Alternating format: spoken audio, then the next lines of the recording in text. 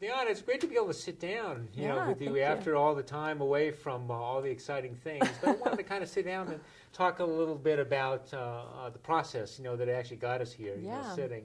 And I don't know, I know a little bit about your program here that you did, but I wonder if you could say a little bit more about your program and how, what you did at UGA and how you came to initially start to write this paper. Yeah, so my degree is in advertising, and I actually started UGA thinking about majoring in advertising. But I know at one point I was trying to triple major, and I was always really interested in art history. Well, I had a couple survey classes that really got me interested, and I was thinking of going the advertising and graphic design route, where I would purely be doing creative advertising, and then having to have those foundational art classes got me thinking about so many other things. And I had some really fantastic professors in art history and contemporary art history, and then the introductory classes that always had my mind churning a little bit, even as I took ad classes. And then you, of course, were my intro ad. I was going to say, did you remember that? Yeah. No, that's what really got me hooked, because we were in such a small setting, and I think you challenged us to go up and present in front of the class and think of these ideas, on the spot. And that made me uncomfortable in a great way, because it challenged me. And in my studio art past, I wasn't really challenged very much. I mean, it came naturally that I could draw and do design and that kind of stuff. But when I started advertising, I felt like there was this insight to grab and something more for me to probe at. And so that definitely got me hooked to advertising. And then after taking some German classes and taking a semester to study abroad and have a really writing intensive class, it kind of got me thinking maybe I should combine the art history interest that I have with the advertising. And it just so happened that you agreed to mentor me while I did that, because I always wanted to write a paper that I was proud of, and I felt like even if I was interested in some topic that was assigned to me, it was just a very constricted amount of time.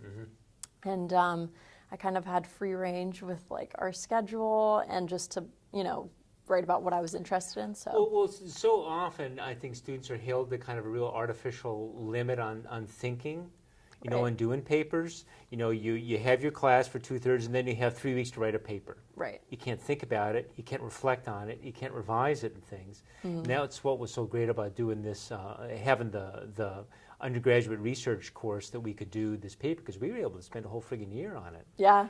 Kind of chug through, really think about setting it up, and then have a draft, and we talked about it, and then have a revision and another revision and things to really kind of hone it. And I think in a lot of ways, you don't come out with 4 papers, but the amount of work that's done is at least as much, but it reaches a higher level because it can revisit things and think through stuff again. So that's great. Right. Well, I remember you telling me, you're right out here, you're so broad, we need to think of a topic that's very small, because I can't remember what some of my first initial ideas were. I think I wanted to just do like social something and art history and advertising, or something, just something outrageously broad. I think that summer before we started, I went to London and looked around the Tate Modern Museum and just saw things that were really interesting and tried to fit like everything that I saw into a paper of some sort.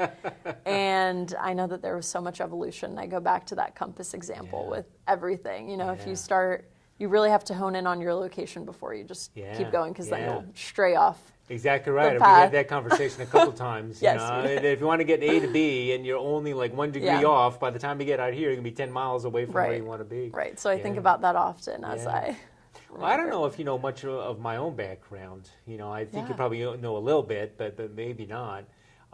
So I've actually been at UGA since 1999 when I came here.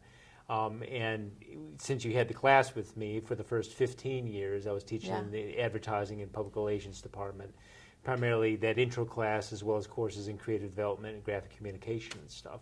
And then 2 years ago, I took this department head position in the Department of Entertainment and Media Studies. And then Charles asked me as well to take on the directorship of the New Media Institute. So I'm kind of wearing 2 hats, doing that there as well.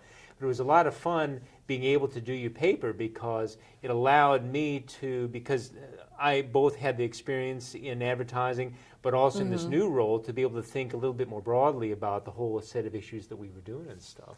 Right. Well, I was just thinking recently about how that's such a huge thing to take on the side. I mean, you were actively helping me edit and do all kinds of stuff. And even, I think you actually gave me a couple books that really set me on my way. So how did you weave that into your schedule, trying to actually teach and then doing this extra research? Well, it's not too hard to do if it's fun. And it was a joy working with you. But if it's like pulling teeth with somebody, I just don't pull teeth. I just let them rot. You know, if someone doesn't want to meet me halfway, you know, it's just not going to work. But it was a joy. It was so much fun. Oh, great. I'm glad I could help out a little bit.